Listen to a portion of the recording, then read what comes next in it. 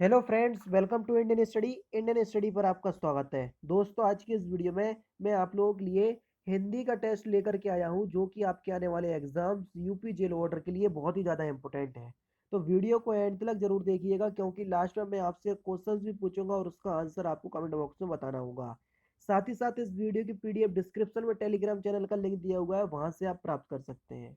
पिछले 2-3 दिनों से मेरी तबीयत बहुत ज़्यादा ख़राब चल रही है। इस वजह से मैं 2 दिन की पीडीएफ टेलीग्राम पे अपलोड नहीं कर पाया हूँ।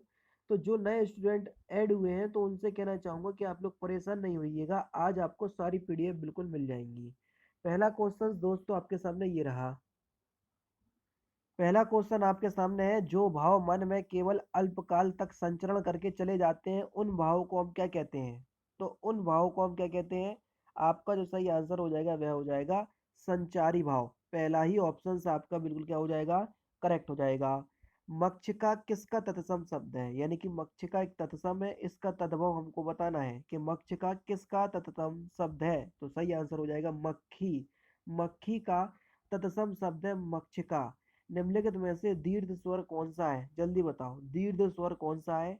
तो आपका सही आंसर हो जाएगा बड़ा आ। बड़ा आ जो है वो एक दीर्घ स्वर है, यानी कि इस क्वेश्चन का कौन सा पहला ऑप्शन जो है वो आपका बिल्कुल क्या हो जाएगा? करेक्ट हो जाएगा।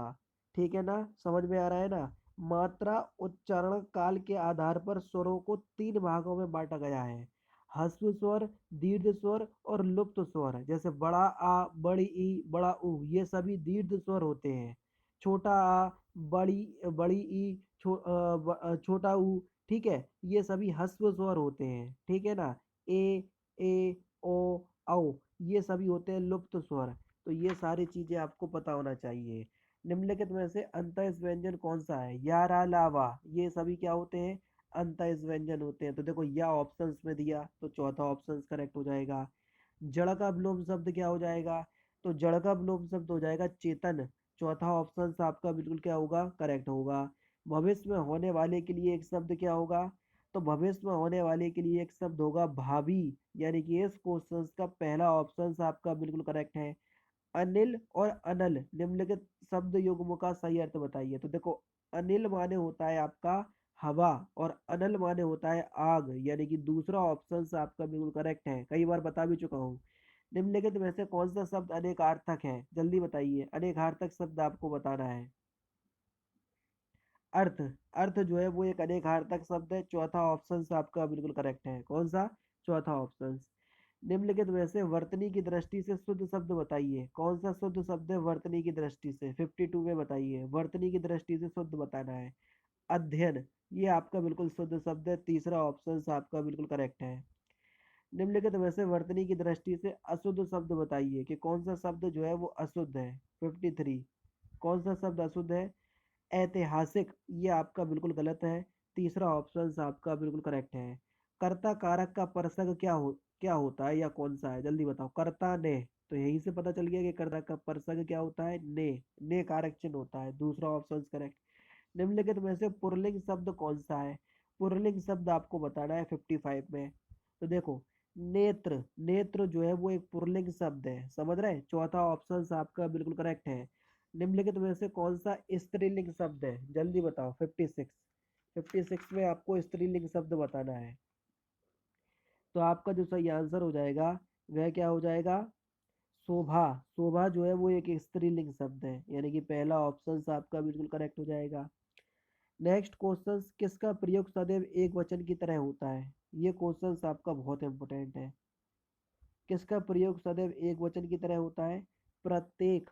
प्रत्येक का जो प्रयोग है हमेशा हम एक वचन के रूप में करते हैं। यानी कि इस क्वेश्चन का दूसरा ऑप्शन आपका बिल्कुल क्या है? करेक्ट है। नेक्स्ट क्वेश्चन के निम्नलिखित निम्न में वर्तमान काल का उदाहरण बताइए।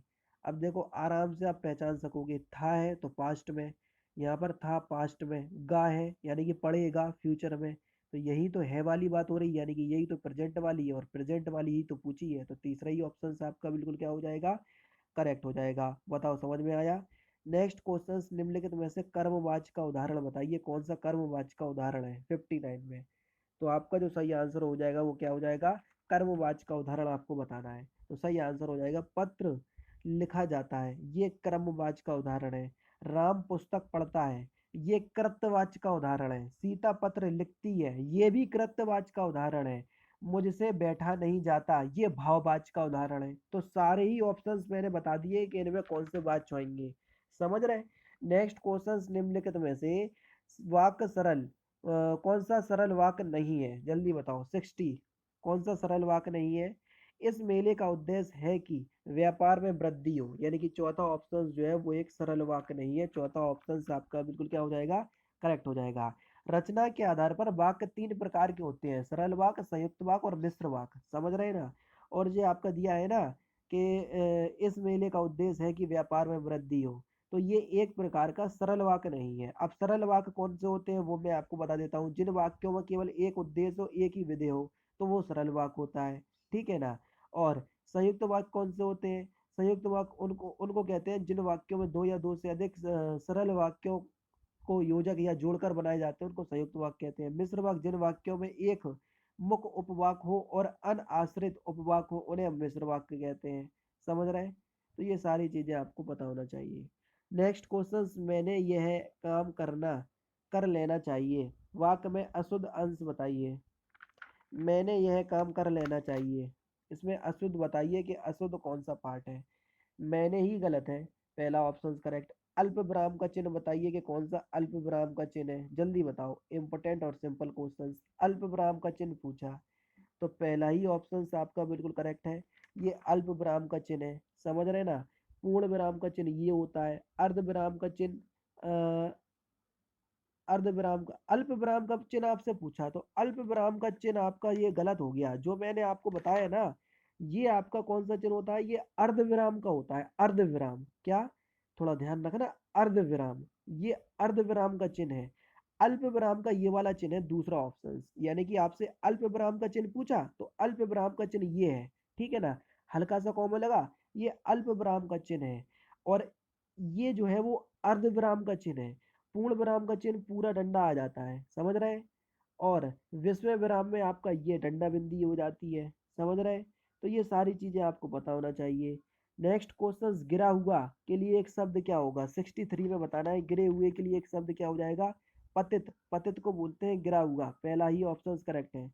सटपट का पर्यायवाची शब्द बताइए, सटपट का पर्यायवाची शब्द, तो सटपट का पर्यायवाची शब्द हो जाएगा केकड़ा, यानी कि इस क्वेश्चन का चौथा ऑप्शन आपका करेक्ट। होनहार बिरबान के होत चीकने पात, लोकोक्ति का सही अर्थ क्या है? तो इस लोकोक्ति का सही अर्थ क्या हो जाएगा, होनहार बालक के गुण बचपन से ही दिखाई देने लगते हैं, तीसरा ऑप्शन करेक्ट। एक से बढ़कर दूसरे का, एक से बढ़कर दूसरे, इसका अर्थ व्यक्त करने के लिए सही लोकोक्ति बताइए, यानी कि अर्थ दिया है, लोकोक्ति हमसे पूछी है। तो 66 का सही आंसर हो जाएगा शेर को सवा शेर, दूसरा ऑप्शन करेक्ट। मूल पाठ का शब्दशः अनुवाद क्या कहलाता है? तो उसको हम क्या कहते हैं, उसको हम शब्दानुवाद कहते हैं, चौथा ऑप्शन करेक्ट। निम्नलिखित में से कौन सी बोली उत्तर प्रदेश की नहीं है, जल्दी बताओ। कौन सी बोली उत्तर प्रदेश की नहीं है?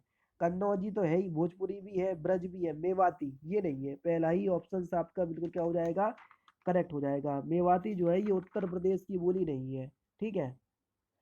कन्नौजी, भोजपुरी, ब्रज ये सभी आ जाती है। मेवाली, मालवी, मारवाड़ी, जयपुरी ये सभी राजस्थान की है। समझ रहे हैं? कौन सा शब्द गणेश का पर्यायवाची नहीं है, जल्दी बताओ। विनायक तो होगा, एक दंत भी होगा, लंबोदर भी होगा, धनद, धनद नहीं होगा, तीसरा ऑप्शन करेक्ट।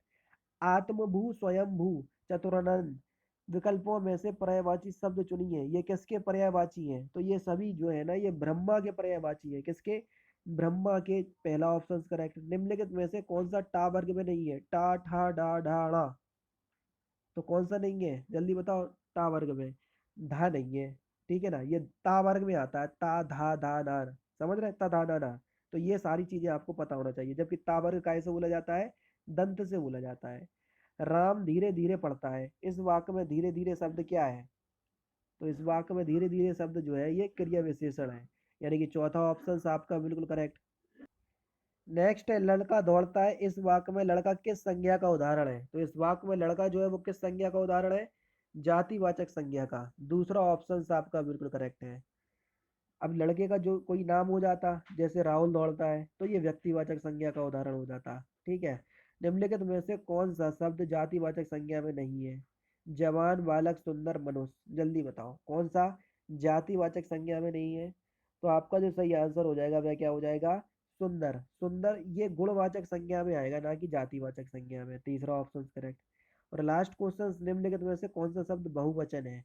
तो इस क्वेश्चन का आंसर आप मुझे कमेंट बॉक्स में बताइए, क्योंकि ये क्वेश्चन यूपी पुलिस कांस्टेबल में पूछा जा चुका है। तो इस क्वेश्चन का आंसर आप मुझे कमेंट बॉक्स में बताइएगा। तो दोस्तों ये था हिंदी का टेस्ट, जो कि मैंने आज की इस वीडियो में आपको प्रोवाइड करवा दिया। तो दोस्तों फिलहाल की वीडियो में सिर्फ इतना ही। अगर आपको वीडियो पसंद आए तो प्लीज़ दोस्तों वीडियो को लाइक कीजिए, शेयर कीजिए और साथ ही साथ हमारे चैनल को सब्सक्राइब करना ना भूलें, क्योंकि मैं रोजाना इसी तरह की वीडियोस आप लोगों के लिए लाता रहता हूँ। नमस्कार दोस्तों, जय हिंद, जय भारत।